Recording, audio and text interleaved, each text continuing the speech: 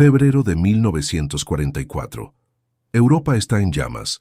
La Segunda Guerra Mundial lleva 5 años destruyendo todo lo que toca. Las ciudades están en ruinas, los trenes van llenos de gente que no va a volver, y el mundo entero vive con esa sensación pesada en el pecho de que nada va a ser igual después de esto. En Suiza, sin embargo, hay una calma extraña. El país está rodeado de guerra, pero no está en guerra. Y en una ciudad llamada Zúrich, en un hospital tranquilo con pasillos de madera y ventanas que dan a un lago, hay un hombre de 68 años acostado en una cama. No se puede mover. Lleva semanas así. Empezó con algo ridículo, de esas cosas que te dan vergüenza contarle al doctor porque sientes que exageras. Resbaló en el hielo. Nada más. Un traspié, una caída torpe, el tipo de accidente que le pasa a cualquiera en invierno. Se fracturó el hueso del pie. Molesto, doloroso, pero manejable. Ese era el plan. Reposar unos días, dejar que el hueso soldara, volver a la rutina. Pero el cuerpo tiene sus propios planes. La fractura desencadenó una embolia pulmonar. Un coágulo de sangre viajó hasta el pulmón y lo bloqueó. Y eso, a su vez, desencadenó algo peor. Una serie de infartos al miocardio, uno detrás del otro, como dominós cayendo en cámara lenta. Los médicos ya no hablaban de cuándo se recupera, hablaban de si se recupera. Y mientras todo eso pasaba, mientras el cuerpo de ese hombre fallaba de maneras que los médicos registraban con cara seria en sus expedientes clínicos, algo comenzó a ocurrirle que no tenía casilla en ningún expediente clínico del mundo. Empezó a ver, no a alucinar, no a delirar, no a tener esos sueños febriles fragmentados y sin sentido que tiene cualquier persona cuando el cuerpo está bajo estrés extremo. No. Empezó a ver con una claridad que, según él mismo escribiría después, era más nítida que cualquier cosa que hubiera percibido en toda su vida consciente. Y lo que vio cambió para siempre la forma en que entendía la muerte. Ahora bien, antes de contarte qué fue lo que vio, necesito que entiendas quién era ese hombre, porque esto importa mucho. Porque si te dijera que un tipo cualquiera tuvo una visión extraña en un hospital, probablemente lo escucharías con educada curiosidad y luego lo descartarías sin pensarlo demasiado. La gente tiene visiones raras todo el tiempo. Los sueños se sienten reales. El cerebro bajo estrés produce cosas increíbles. Sí, todo eso es verdad. Pero este no era un tipo cualquiera. Este hombre era Carl Gustav Jung. Y si ese nombre no te dice nada todavía, quédate, porque en los próximos minutos va a empezar a decirte mucho. Carl Jung es probablemente el psicólogo más influyente del siglo XX. No el más famoso. Ese título quizás se lo lleva Freud, con quien Jung trabajó de cerca durante años, antes de que tuvieran una de las rupturas intelectuales más documentadas y dramáticas de la historia de la ciencia, pero sí el más influyente en el sentido más profundo de la palabra. Sus ideas no se quedaron en los consultorios de psicología, se filtraron a la literatura, al cine, a la filosofía, a la antropología, a la forma en que millones de personas en todo el mundo entienden sus propios sueños, sus miedos, su carácter, su vida.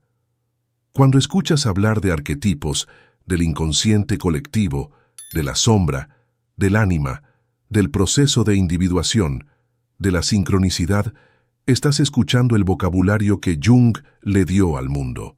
Conceptos que hoy usamos con toda naturalidad, que aparecen en películas, en novelas, en conversaciones de terapia, en libros de autoayuda, en series de Netflix. Todos salieron de la cabeza de este hombre que estaba acostado en esa cama de hospital en Zúrich en febrero de 1944. Y aquí está la parte que más me importa que entiendas. Jung no era un místico ingenuo que creía en todo lo que no podía explicarse. No era un hombre de fe ciega que aceptaba las cosas porque sí, porque se sentían bonitas o porque daban consuelo. Era exactamente lo contrario. Era un médico, un científico, alguien que había dedicado su vida entera a estudiar los mecanismos del inconsciente, es decir, a estudiar precisamente cómo la mente humana se engaña a sí misma. Pasó décadas sentado frente a pacientes, escuchando sus sueños, sus fantasías, sus visiones, sus miedos más irracionales, y su trabajo era exactamente entender de dónde venían esas cosas, cómo el inconsciente fabrica narrativas, cómo proyectamos hacia afuera lo que no queremos ver adentro, cómo el miedo toma forma de monstruo, cómo el deseo toma forma de sueño, cómo la psique construye historias enteras para protegerse de verdades que no está lista para enfrentar. Ese era su territorio, la ilusión, la narrativa interna, el autoengaño sofisticado de la mente humana. Y aún así, cuando salió de ese coma, cuando los médicos empezaron a decir con alivio cauteloso que iba a sobrevivir, Jung no pudo hacer lo que cualquiera hubiera esperado que hiciera. No pudo decir, fue una alucinación. El cerebro privado de oxígeno genera imágenes extrañas. Lo tengo perfectamente claro, sigamos adelante. No pudo. Y eso, viniendo de él, lo cambia todo. Lo cambia todo, porque si hay alguien en el mundo que tenía todas las herramientas intelectuales para descartarlo, para diseccionarlo y guardarlo en la cajita correcta del cerebro que dice producto del estrés fisiológico extremo, ese alguien era Carl Jung. Nadie en mejor posición para hacer eso. Nadie con más razones académicas, científicas y profesionales para hacerlo. Y no pudo. Lo que vio era demasiado coherente, demasiado vívido, demasiado organizado, demasiado lleno de significado para ser tratado como ruido de fondo de un cerebro en falla. Así que lo escribió, con el cuidado y la precisión de alguien que sabe que el mundo va a intentar desacreditarlo, eligiendo cada palabra, documentando cada detalle.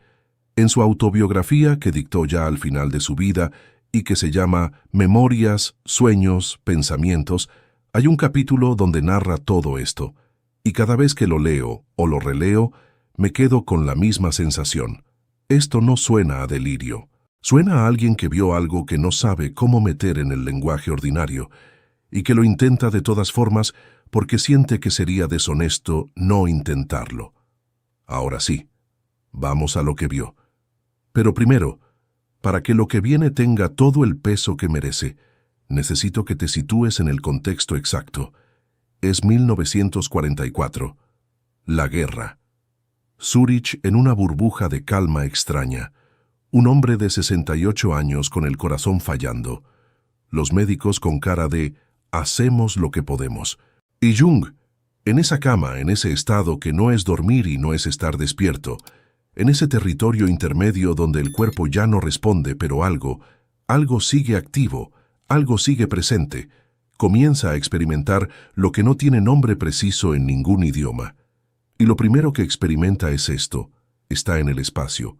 No metafóricamente, no como imagen poética. Está en el espacio de verdad, o al menos así lo vive, con esa convicción absoluta que a veces tienen ciertas experiencias de que lo que estás percibiendo es más real que la realidad de todos los días.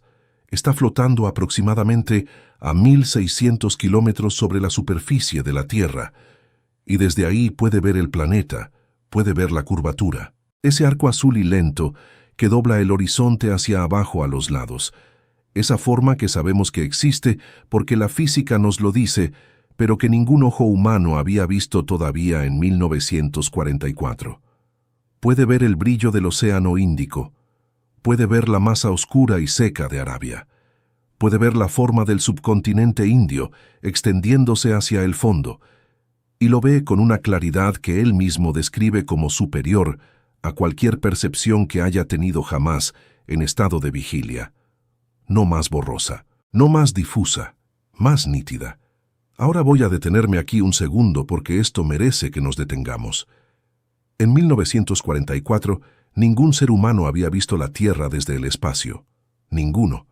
El primer vuelo espacial humano fue el de Yuri Gagarin en 1961, 17 años después. Las primeras fotografías reales de la Tierra desde el espacio exterior llegaron décadas más tarde.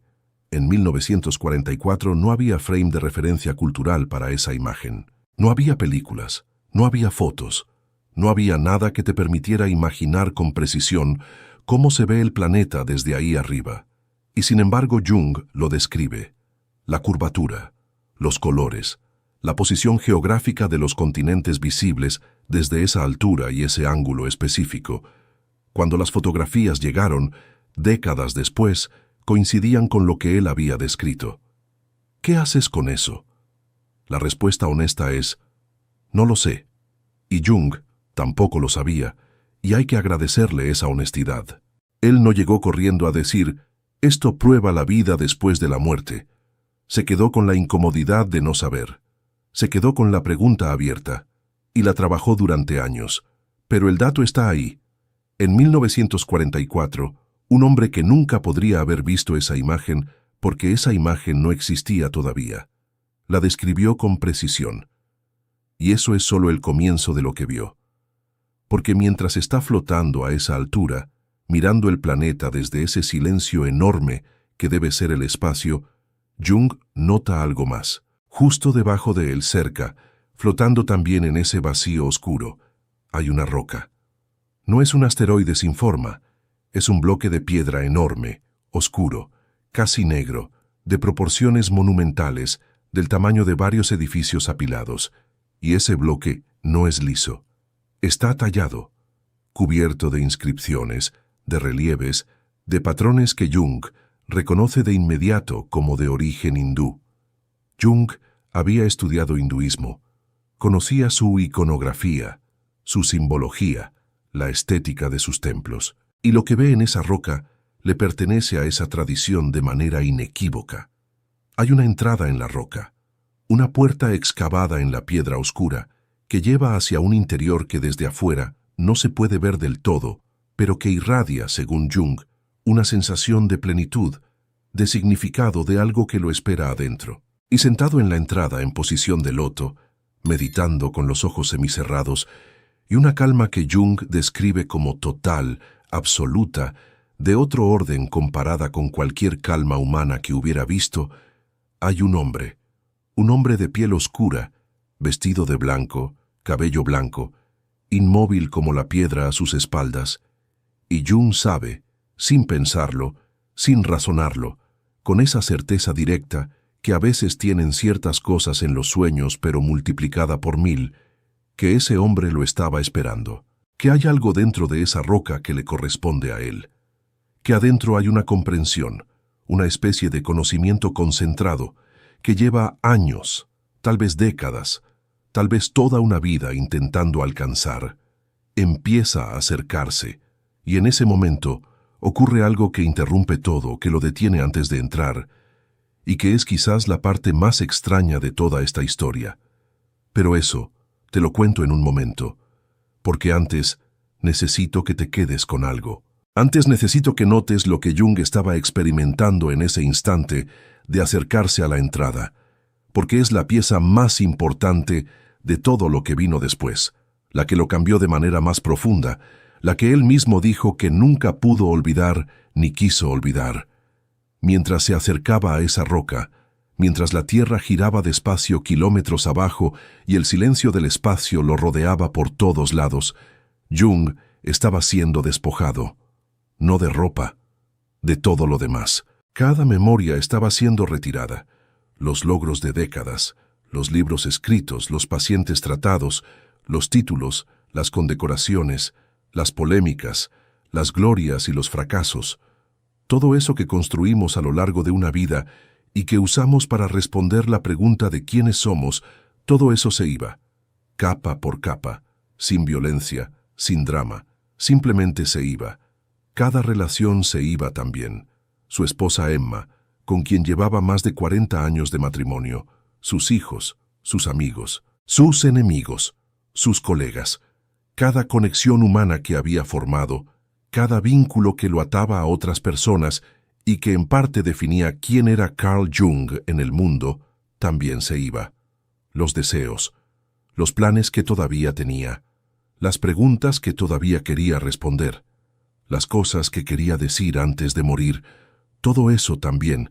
Y entonces, cuando todo eso estuvo oído, cuando el despojo estuvo completo, Jung se encontró con algo que no esperaba encontrar. Se encontró con que todavía había alguien debajo de todo eso, debajo del nombre, de la fama, de la obra, de las relaciones, de los recuerdos, de los planes, de los miedos, de los deseos.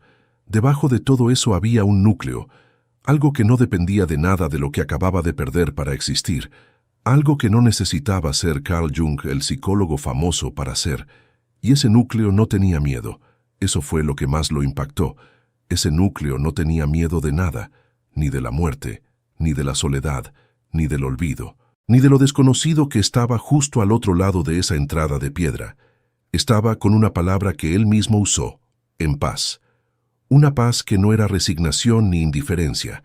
Era algo más parecido a una objetividad absoluta, a ver todo desde una distancia que no era frialdad, sino claridad.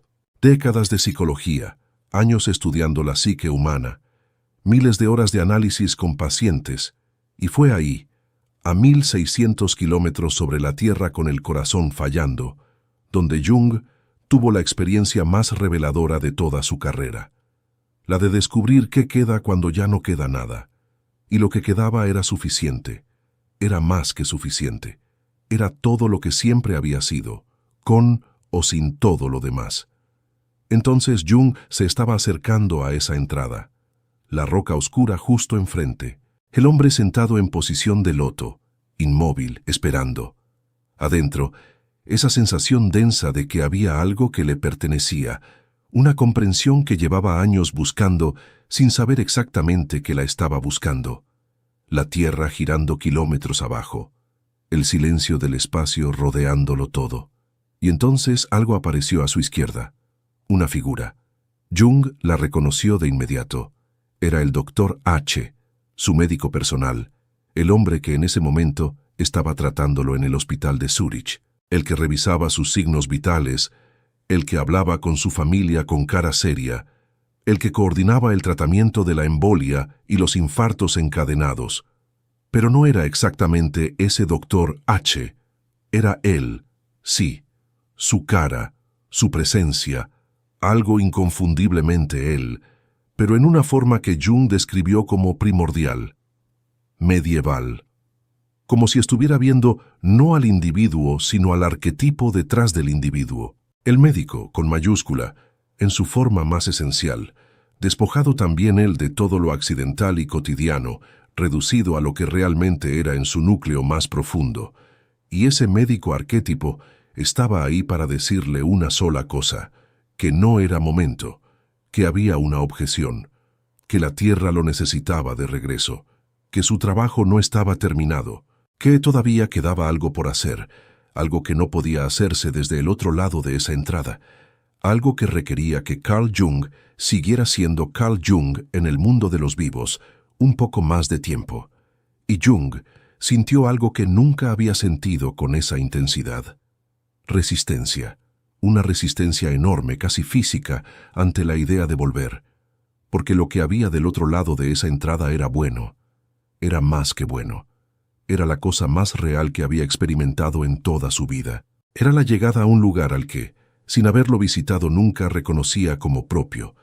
Y volver al hospital, al cuerpo fallando, a los pasillos con luz fluorescente, a las conversaciones triviales, a los dolores físicos, a los límites de una mente que solo puede pensar un pensamiento a la vez, y que siempre tiene que usar palabras para hacerlo. Volver a todo eso se sentía como castigo. Él mismo lo escribió así, sin dramatismo, con la precisión clínica que lo caracterizaba incluso cuando describía sus propias experiencias más íntimas. Lo que le esperaba de regreso era la prisión del espacio tridimensional. Esa frase, la prisión del espacio tridimensional. Quiero que te detengas un segundo en esa frase porque viene de alguien que tenía todos los recursos intelectuales del mundo para elegir sus palabras con cuidado y las eligió. No es poesía descuidada, no es hipérbole emotiva, es el intento honesto de un médico, de un científico, de alguien entrenado en la precisión del lenguaje clínico, de describir la experiencia, de tener que regresar a nuestra realidad cotidiana después de haber estado en otro estado de existencia. Y la palabra que eligió para nuestra realidad fue prisión, lo piensas y de alguna manera te mueve algo. Porque estamos tan acostumbrados a asumir que esto que vivimos aquí, con sus texturas y sus ruidos, y sus relaciones, y sus pequeñas urgencias cotidianas, es la realidad completa, la única realidad posible, la realidad con mayúscula. Y llega alguien que estuvo en otro lado y dice que comparado con eso, esto se siente estrecho, limitado, como una habitación pequeña cuando ya conoces el campo abierto. De todas formas, volvió. No tenía elección, o al menos no una que estuviera en sus manos tomar. El cuerpo sobrevivió, los médicos lograron estabilizarlo, y Jung despertó en esa cama de hospital en Zúrich con el peso de saber que estaba de regreso en la prisión del espacio tridimensional y que iba a tener que aprender a vivir ahí otra vez. Y lo que siguió fueron 3 semanas entre las más difíciles de su vida. No difíciles por el dolor físico, aunque el dolor estaba. No difíciles por el miedo a morir, porque el miedo a morir, curiosamente, lo había abandonado por completo.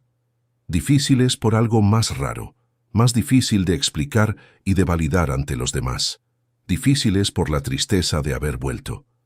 Durante esas 3 semanas, Jung apenas toleraba la realidad que lo rodeaba. Los médicos y las enfermeras le parecían figuras extrañas, sin sustancia, como siluetas recortadas de cartón. Las conversaciones ordinarias le sonaban a ruido sin sentido. La luz del cuarto de hospital le parecía pálida y sin vida, comparada con lo que había visto.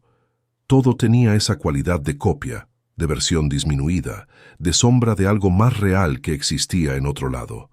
Describió sentir que había dejado atrás el verdadero mundo y había regresado a un mundo que, ahora que ya conocía la diferencia, le resultaba difícil tomar completamente en serio. Y aquí está algo que yo encuentro particularmente honesto en la forma en que Jung narró todo esto. Él no romantizó ese estado. No lo presentó como algo hermoso o espiritual o elevado. Lo presentó como lo que era: una crisis, una dislocación.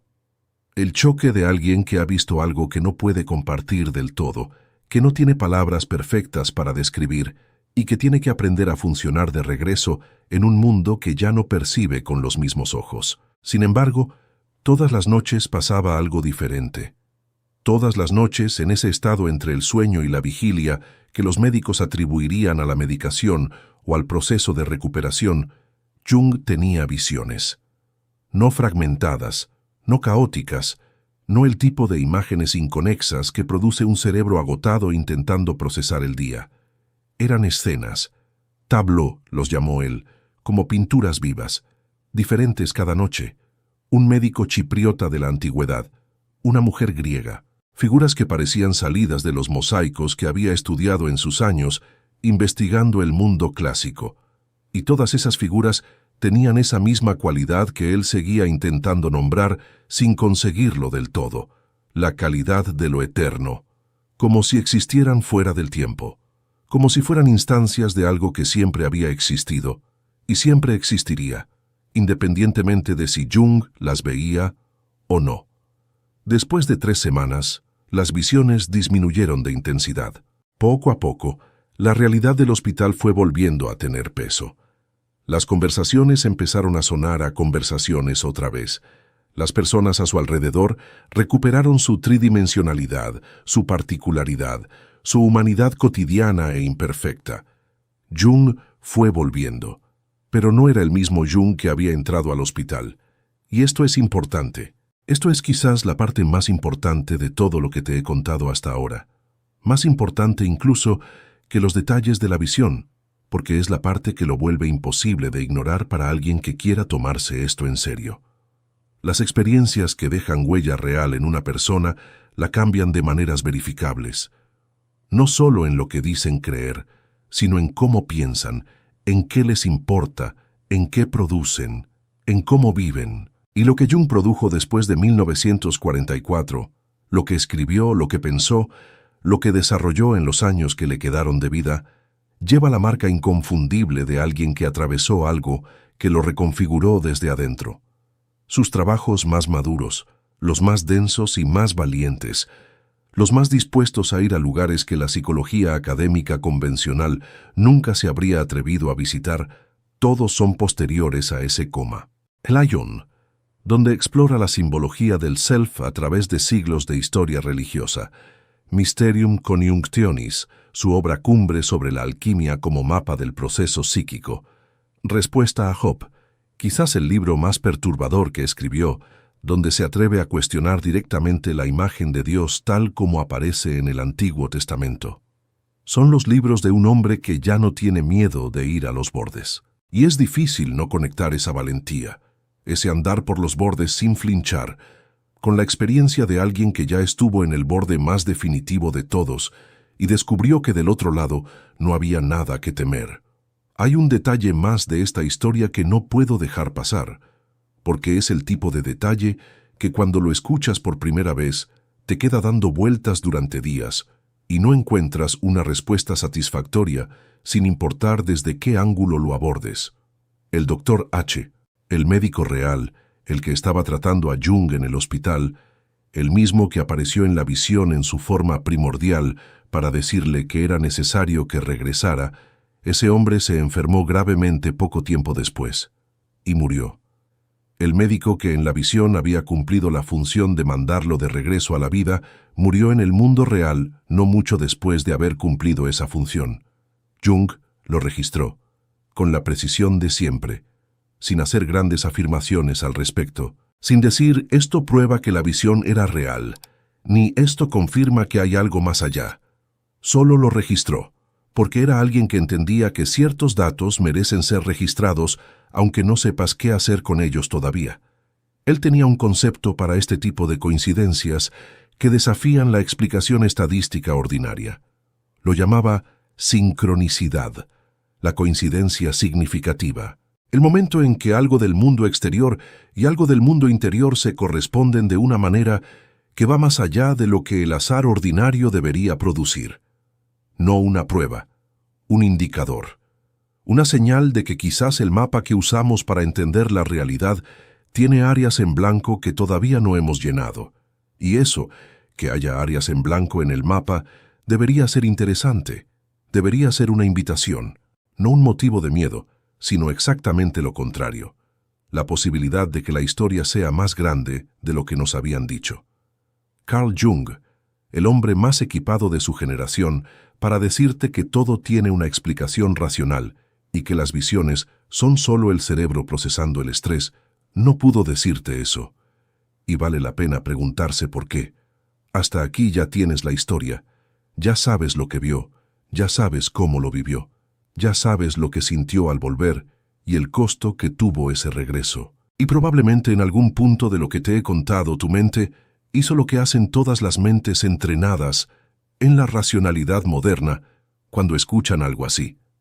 Lo intentó meter en una caja. Buscó la caja correcta, la que tiene la etiqueta que lo vuelve manejable, que lo neutraliza sin tener que pensarlo demasiado. Y la caja más obvia, la que más gente alcanza primero, dice algo así: privación de oxígeno en el cerebro, el corazón fallando, la sangre sin llegar bien a las neuronas y el cerebro generando imágenes para llenar el vacío. Una alucinación fisiológica, un sueño febril de alta intensidad. El último show que produce una mente bajo estrés extremo antes de apagarse o no apagarse. Es una explicación razonable. Es la explicación que la mayoría de los médicos daría sin dudarlo demasiado. Y lo más importante, es la explicación que el propio Jung conocía mejor que nadie, porque había pasado décadas estudiando exactamente cómo el cerebro y el inconsciente producen experiencias subjetivas que se sienten absolutamente reales sin serlo en el sentido objetivo. Él era el experto mundial en eso, y aún así no pudo quedarse con esa explicación, no porque fuera ingenuo, no porque quisiera creer en algo reconfortante, sino porque había varios elementos en lo que había experimentado que no encajaban en esa caja, sin importar cómo intentaras meterlos. El primero ya lo mencioné, pero vale la pena que lo veamos con más calma, porque creo que no siempre dimensionamos bien lo que implica. Jung describió la vista de la Tierra desde el espacio con un nivel de precisión geográfica que en 1944 era imposible de tener a partir de ninguna fuente disponible.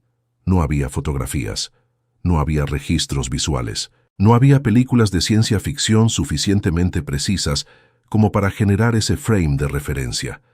Los mapas existían, por supuesto, pero ver un mapa bidimensional y experimentar la curvatura tridimensional del planeta desde 1.600 kilómetros de altura son cosas tan distintas que una no puede generar la otra con ninguna fidelidad real. Y sin embargo, Jung describió la curvatura, describió los colores, describió la posición relativa de los continentes desde ese ángulo específico. Describió el Océano Índico con su brillo particular, Arabia con su sequedad, el subcontinente indio con su forma inconfundible. Cuando las fotografías llegaron décadas después, la descripción de Jung se sostenía. Ahora bien, hay varias formas de responder a este dato. Una es decir que es coincidencia, que Jung tenía suficiente conocimiento geográfico general como para que su cerebro, al construir una imagen del planeta desde arriba, llegara a algo aproximadamente correcto. Que la memoria y la imaginación juntas pueden producir cosas sorprendentemente precisas sin que haya ningún misterio de fondo. Es posible. No voy a decirte que no es posible porque sería deshonesto y Jung mismo no te diría eso. Pero hay que notar qué estamos haciendo cuando adoptamos esa explicación. Estamos pidiendo que la imaginación de un hombre, con el corazón fallando y el cerebro privado de oxígeno, produzca una representación tridimensional más precisa de algo que nunca había visto que la que probablemente produciría en condiciones normales, con el cerebro funcionando perfectamente. Eso ya es un poco raro. Normalmente el estrés extremo degrada la precisión cognitiva, no la mejora. Y eso me lleva al segundo elemento que no encaja en la caja de la alucinación simple. La calidad de la experiencia. Las alucinaciones por privación de oxígeno, las que documentan los médicos de emergencias, las que describen los pacientes que han estado cerca de morir por distintas causas, tienen características reconocibles, tienden a ser fragmentadas, inconsistentes en su lógica interna, cargadas de imágenes que aparecen y desaparecen sin una narrativa coherente, emocionalmente intensas, pero intelectualmente borrosas. El tipo de cosa que cuando intentas describirla después se te escapa entre los dedos, que no puedes sostener en el lenguaje ordinario porque en realidad nunca tuvo la estructura que requiere el lenguaje ordinario para ser transmitida. Lo que Jung describió es lo opuesto en todos esos ejes. Era coherente, tenía una lógica interna consistente, progresaba de manera ordenada. Los símbolos que aparecían, la roca hindú, el hombre meditando en la entrada, el despojo de identidad, el médico arquetípico, todos pertenecían a un sistema de significado que Jung había estudiado durante décadas y que se articulaban entre sí con una precisión que él mismo tardó años en comprender del todo. No es la firma de un cerebro produciendo ruido aleatorio bajo estrés. Es la firma de algo estructurado. Y luego está la cuestión de la lucidez, que para mí es quizás el elemento más difícil de meter en la caja de la alucinación sin hacer trampa. Los pacientes en coma no están más lúcidos que en su vida ordinaria. Están menos. El coma es, por definición, una reducción dramática de la conciencia, no una expansión de ella. La privación de oxígeno en el cerebro produce confusión, desorientación, incapacidad para procesar información de manera coherente. Jung describió el estado opuesto. Describió una lucidez que excedía cualquier cosa que hubiera experimentado despierto, una claridad que no tenía la neblina habitual del pensamiento cotidiano, una percepción que no estaba mediada por el ego con todos sus filtros, sus defensas, sus prejuicios, sus puntos ciegos. Describió, en otras palabras, estar más consciente que nunca, en un momento en que, según toda la fisiología conocida, debería haber estado menos consciente que nunca. ¿Cómo explicas eso? La explicación estándar requiere que asumamos que el cerebro en falla grave produce de alguna manera un estado de conciencia superior al que produce cuando funciona bien, que la privación de oxígeno hace más nítida la percepción en lugar de hacerla más borrosa, que el colapso del sustrato físico libera capacidades que el sustrato físico, funcionando normalmente, suprime. Eso no es imposible, pero ya no es la explicación simple. Ya es una hipótesis bastante más extraña que la experiencia que intentas explicar. Y después está lo de la transformación. Este es el elemento que a mí personalmente me resulta más convincente, no como prueba de nada, porque no prueba nada, sino como indicador de que algo significativo ocurrió. Las alucinaciones, incluso las más vívidas, incluso las más emocionalmente intensas, no suelen cambiar permanentemente a las personas en el nivel más profundo. Pueden impresionar, pueden disturbar, pueden generar ansiedad o euforia temporal, pero el tipo de reconfiguración fundamental que cambia lo que alguien valora, lo que teme, lo que persigue, lo que produce, la dirección entera de su energía vital, ese tipo de cambio no suele venir de un sueño, por intenso que sea. Lo que le pasó a Jung después de 1944 no fue una impresión temporal que se fue diluyendo con el tiempo. Fue una reconfiguración permanente que se fue profundizando con los años. Su relación con la muerte cambió, no en abstracto, no como posición intelectual que sostenía en debates, sino en el nivel visceral de cómo vivía, cómo tomaba decisiones, qué proyectos emprendía, qué estaba dispuesto a decir en público aunque le costara credibilidad. Un hombre que ha dejado de temer la muerte se comporta diferente. Asume riesgos distintos, se preocupa por cosas distintas, tiene una libertad particular que se nota, y los trabajos que produjo en sus últimos años tienen esa libertad. Tienen la valentía de alguien que ya fue al borde y descubrió que del otro lado no había el vacío aterrador que todos asumíamos que había.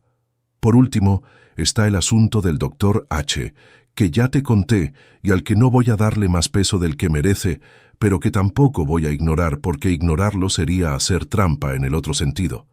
El médico que apareció en la visión para decirle a Jung que debía volver, murió poco después de cumplir esa función en el mundo real. Jung lo registró, sin hacer afirmaciones grandes, solo registrando el dato. ¿Es una coincidencia? Sí, puede serlo. Las coincidencias existen. El mundo produce eventos que se corresponden por azar sin que haya ninguna conexión causal entre ellos. El cerebro humano tiene una tendencia muy fuerte a ver patrones donde no los hay, a construir narrativas causales sobre eventos que simplemente ocurrieron en secuencia. Jung lo sabía mejor que nadie, pero también había desarrollado, precisamente a partir de años estudiando este tipo de coincidencias en sus pacientes y en su propia vida, la convicción de que no todas las coincidencias son equivalentes, que hay un subconjunto de ellas, las que él llamó sincronicidades, donde la correspondencia entre el evento externo y el estado interno es tan específica, tan cargada de significado, tan imposible de atribuir al azar sin sentir que estás forzando la interpretación, que descartarlas como simple azar es casi tan acrítico como atribuirles automáticamente un origen sobrenatural. La honestidad intelectual, decía Jung, requiere quedarse con la incomodidad de no saber, no colapsar hacia ninguno de los dos lados, no decir, esto prueba que hay vida después de la muerte porque no lo prueba, pero tampoco decir, esto no significa nada, porque eso también es una afirmación que no puedes sostener del todo. Quedarte en el medio, en la pregunta abierta. En el no sé todavía, pero me parece que vale la pena seguir mirando. Y ese no sé, pero vale la pena seguir mirando, es quizás la postura más honesta que puedes adoptar frente a todo lo que Jung describió. No la credulidad fácil, no el escepticismo reflejo que descarta sin examinar, sino la disposición a sentarte con algo que no encaja perfectamente en ninguna de tus cajas existentes y dejar que te incomode el tiempo suficiente como para aprender algo. Porque las cosas que más te cambian casi nunca llegan en formato de certeza, llegan en formato de pregunta, de incomodidad, de algo que no puedes resolver del todo y que por eso no puedes soltar. Y Jung lleva décadas siendo esa pregunta para el que lo lee con atención. Hay un momento en la vida de ciertas personas donde todo lo que estudiaron, todo lo que construyeron intelectualmente durante décadas, se encuentra de frente con algo que vivieron, y las dos cosas tienen que negociar entre sí, tienen que encontrar la forma de coexistir. Y ese proceso de negociación, cuando lo hace alguien honesto, cuando lo hace alguien que no está dispuesto a traicionar ninguno de los dos lados, produce algo que vale mucho más que cualquier conclusión fácil. Eso es lo que Jung hizo en los años que siguieron al coma. No llegó corriendo a escribir un libro sobre la vida después de la muerte. No se convirtió en un predicador de ningún tipo de fe. No abandonó la psicología para abrazar el misticismo. Hizo algo mucho más difícil e interesante. Intentó integrar lo que había vivido con todo lo que sabía. Intentar que la experiencia y el conocimiento se hablaran el uno al otro sin que ninguno de los dos tuviera que rendirse completamente ante el otro. Y de ese proceso salieron 4 ideas que creo que son las más importantes que Jung dejó sobre la muerte.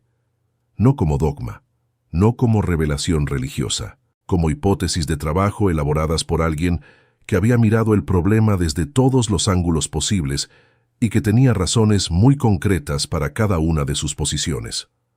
La primera tiene que ver con algo que parece técnico, pero que en realidad es la pregunta más fundamental que puedes hacerte sobre lo que eres.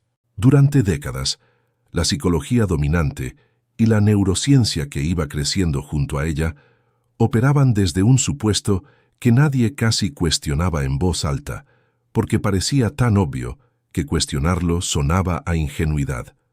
Que la mente es el cerebro, que la conciencia es lo que produce el cerebro cuando funciona, que los pensamientos, los sueños, las emociones, la experiencia subjetiva de ser tú, todo eso es el resultado del funcionamiento de esa masa de neuronas que cargas dentro del cráneo. Y que cuando el cerebro se apaga, todo eso se apaga con él. Punto. Es una posición que tiene mucho a su favor. La evidencia de que el cerebro y la mente están estrechamente relacionados es masiva y sólida. Dañas ciertas partes del cerebro y cambias la personalidad. Modificas la química cerebral con fármacos y cambias el estado emocional. Todo eso es real y está documentado y no tiene sentido ignorarlo. Pero Jung, después de 1944, señaló algo que esa posición no sabe qué hacer con lo que él había experimentado. Si la mente es simplemente lo que produce el cerebro cuando funciona, ¿qué estaba produciendo su cerebro cuando no estaba funcionando bien? ¿Cómo es que el colapso del sustrato físico generó, en lugar de una degradación de la conciencia, algo que se experimentó como una expansión radical de ella? ¿Cómo es que el instrumento roto produjo mejor música que el instrumento en perfectas condiciones? Y entonces Jung propuso una distinción que para él tenía cada vez más sentido cuanto más la pensaba, que quizás el cerebro no produce la conciencia, que quizás la transmite, que quizás la relación entre el cerebro y la mente no es la de una fábrica que produce su producto, sino la de una radio que sintoniza una señal que existe independientemente de ella. La radio descompuesta no transmite bien, eso es real, pero eso no significa que la señal haya desaparecido. La señal sigue estando ahí. Lo que falló fue el aparato que la hacía audible en este lado. Ahora, Jung no presentó esto como certeza. Lo presentó como la hipótesis que, dado todo lo que sabía y todo lo que había vivido, le resultaba más coherente con la evidencia total disponible. Más coherente que la alternativa, que requería explicar cómo un cerebro en falla severa había producido una experiencia de claridad superior a cualquier cosa que ese mismo cerebro había producido funcionando bien.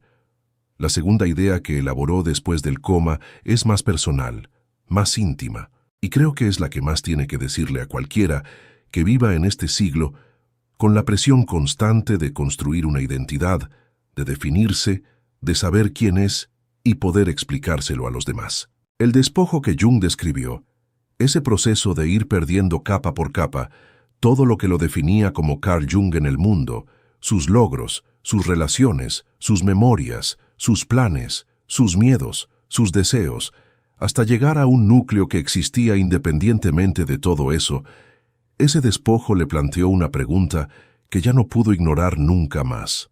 ¿Qué eres tú cuando ya no tienes nada de lo que crees que eres? Pasamos la vida construyendo la respuesta a la pregunta de quiénes somos con materiales que son completamente externos. Soy el hijo de alguien, Soy el padre o la madre de alguien. Soy mi profesión. Soy mis logros. Soy mis relaciones. Soy mi historia. Soy mis opiniones y mis valores y mis gustos, y la ciudad en que crecí, y el equipo de fútbol al que le voy, y las cicatrices que cargo de las cosas que me pasaron. Todo eso es real. Todo eso importa. No te estoy diciendo que descarte tu historia o que tus relaciones no te constituyen, porque sí lo hacen. Pero Jung descubrió, en el momento más extremo posible, que hay algo debajo de todo eso que no depende de nada de eso para existir. Un núcleo que sigue siendo cuando ya no queda nada más. Y la pregunta que eso plantea es incómoda pero liberadora al mismo tiempo. Si ese núcleo existe independientemente de todo lo que puedes perder, entonces lo que más esencialmente eres no puede ser destruido por nada de lo que normalmente temes perder. No tu trabajo, no tu reputación, no tus posesiones, no tu salud, no incluso las relaciones que más amas. Todo eso puede irse, y si todo eso se fuera, seguiría habiendo algo que es tú. Jung pasó el resto de su vida llamando a ese algo el self, con mayúscula, para diferenciarlo del ego, que es la identidad construida, la persona que presentamos al mundo, el personaje que interpretamos en el teatro de la vida social. El ego es real, pero es una capa. El self es lo que hay debajo de todas las capas. Y el proceso que él había llamado individuación, ese camino largo y a veces doloroso de ir conociendo quién eres de verdad, de ir integrando las partes que niegas y las que exageras, de ir haciéndote cada vez más completo, ese proceso apuntaba exactamente hacia ese núcleo, hacia el self que siempre había estado ahí debajo de todo el ruido. La muerte, entonces, desde esta perspectiva, no era el fin del self, era el fin del ego. Y el ego, por necesario e importante que sea mientras estás vivo, no es lo que más profundamente eres. La tercera idea que Jung desarrolló después del coma es la que más directamente toca la pregunta con la que arrancamos todo esto. ¿Qué pasa después de morir? Y la respuesta de Jung, elaborada con cuidado durante años, es honesta de una manera que pocas respuestas a esa pregunta lo son.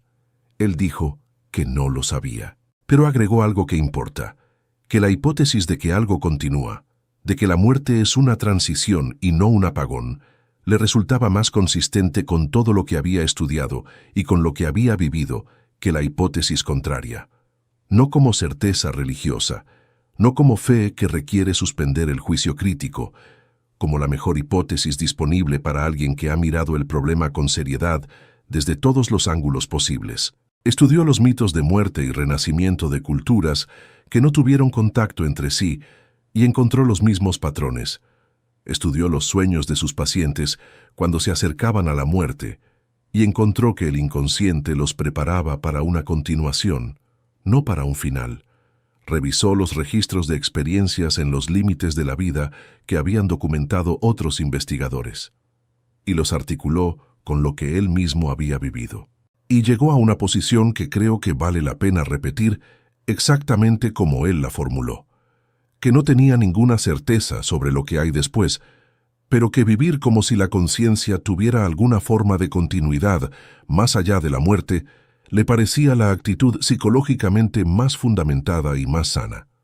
Lo que me lleva directamente a la cuarta idea, la más práctica, la que más tiene que decirle a cómo vivimos aquí y ahora, hoy, independientemente de lo que resulte ser verdad sobre lo que hay después. Jung observó algo en sus pacientes y en sí mismo que creo que cualquiera puede reconocer si es honesto.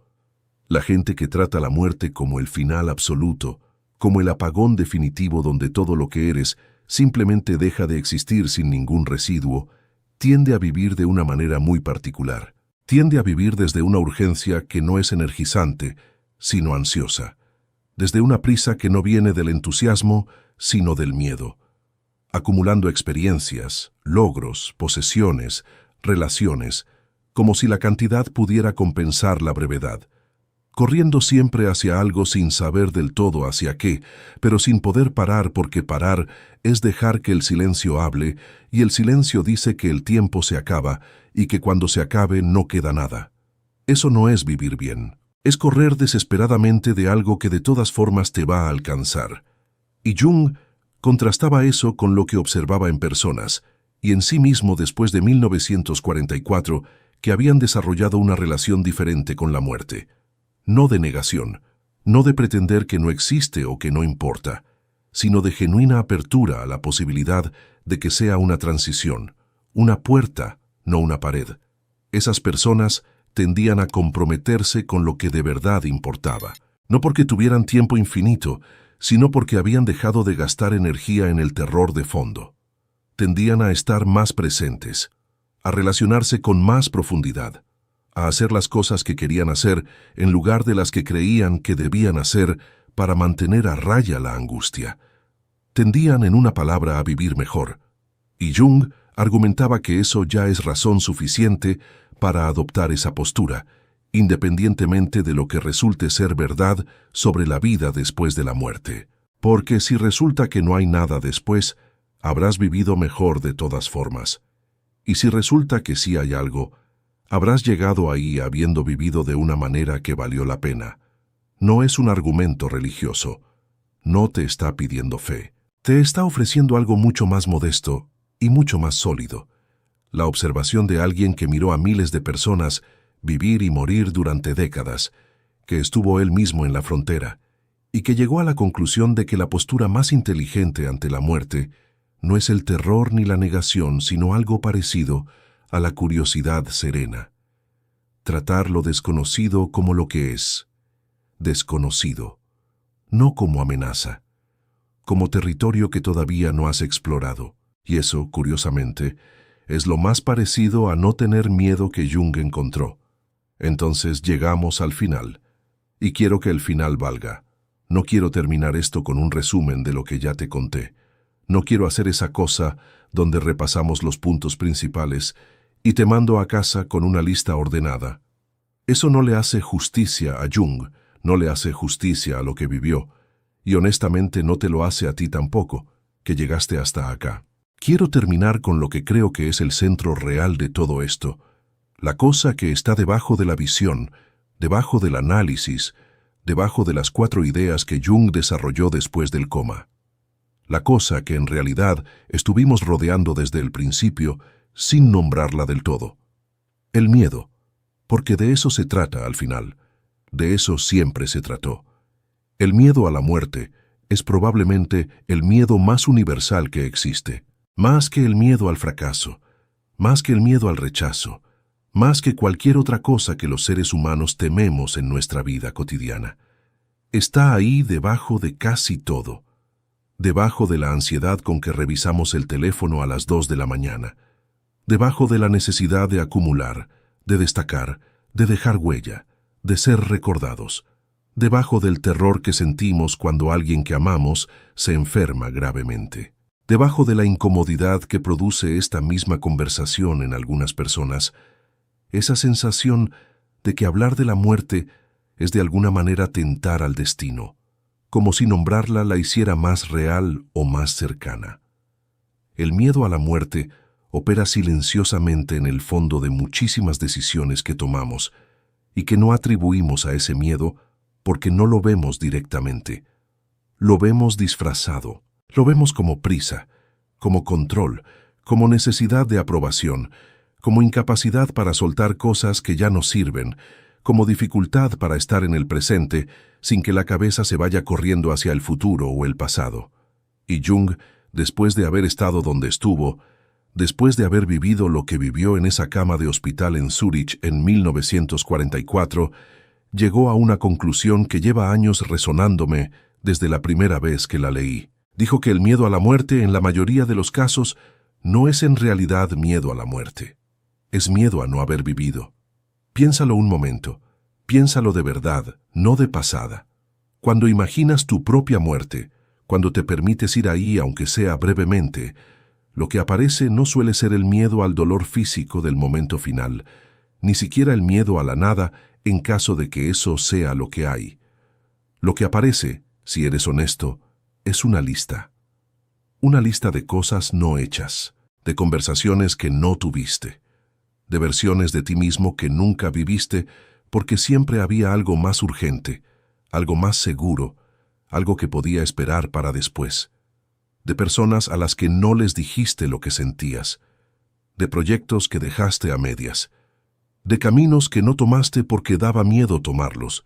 El miedo a la muerte, visto así, es en realidad el mensajero de algo que ya está pasando ahora, antes de que te mueras. Es la señal de que hay una distancia entre la vida que estás viviendo y la vida que en algún nivel sabes que podrías estar viviendo.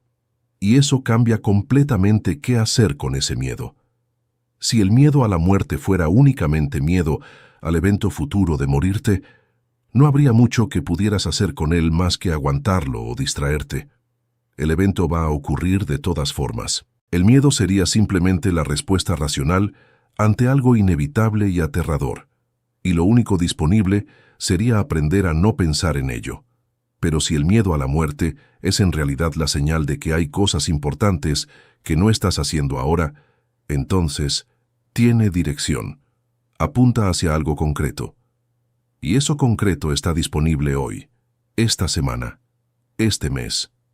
Jung lo vio con claridad después de 1944, porque él había estado en el otro lado y había experimentado el despojo. Había visto qué se iba y qué quedaba.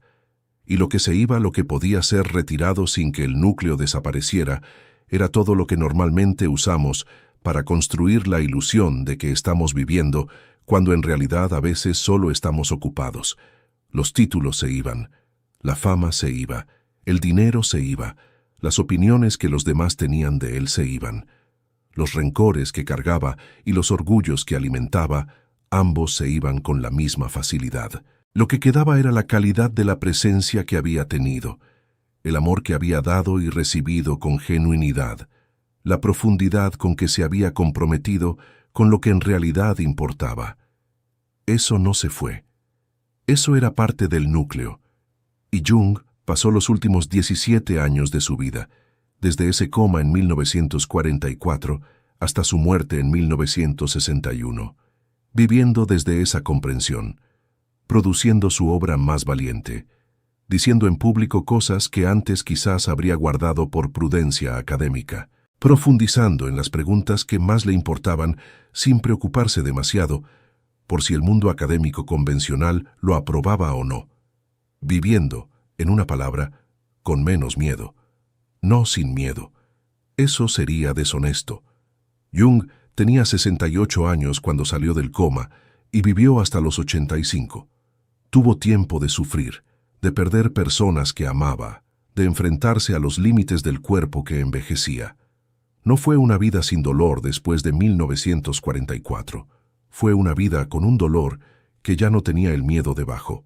Y esa diferencia, dolor sin miedo versus dolor con miedo, es enorme. Es quizás la diferencia más grande que existe en la experiencia subjetiva de estar vivo. Ahora quiero decirte algo que no es de Jung.